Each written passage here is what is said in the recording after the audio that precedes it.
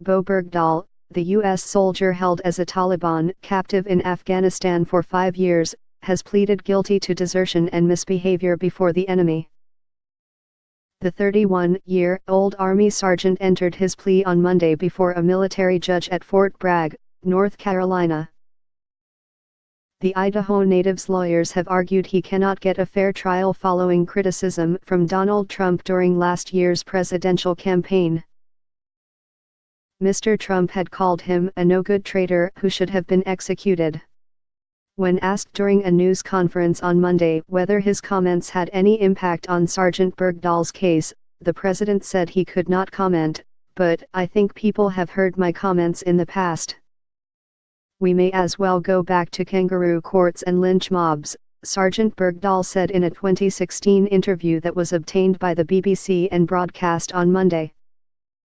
In the remarks to British filmmaker Sean Langan, who was himself held captive by the same Taliban group in 2008, Sergeant Bergdahl denied he had left his post in order to meet Taliban militants.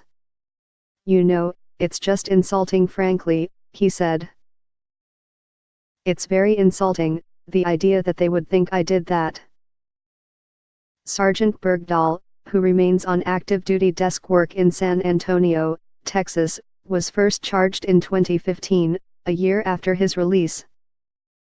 During Monday's hearing, he told the court, "I was captured by the enemy against my will. At the time I had no intention of causing search and recovery operations. It's very inexcusable," he added. He is scheduled to face a pre-sentencing hearing starting on October 23. The maximum penalty for misbehavior before the enemy is life in prison, and the maximum sentence for desertion is 5 years.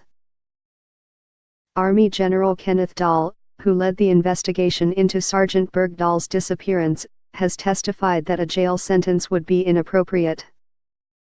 In a podcast interview last year, Sergeant Bergdahl said he walked off his combat post to prove to senior officers his commanders were unfit for service.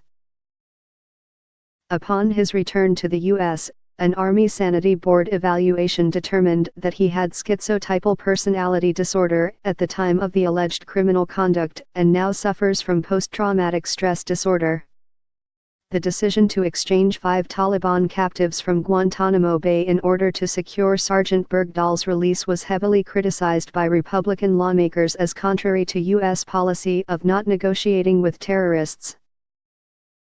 Several former platoon mates have alleged U.S. soldiers were killed or wounded during the frantic 45-day search for the 501st Parachute Infantry Regiment trooper. The judge has allowed wounded servicemen to testify that they were hurt because of the search for Sergeant Bergdahl. "Much of Sergeant Bergdahl's captivity was spent in a cage," he said, "and he was extensively tortured by his captors," a military expert has previously testified. During Mr. Trump's presidential campaign, he called Sergeant Bergdahl garbage and suggested he should be summarily executed. "You know, in the old days, bing, bong," Mr. Trump said at a campaign rally as he imitated firing a gun. "When we were strong."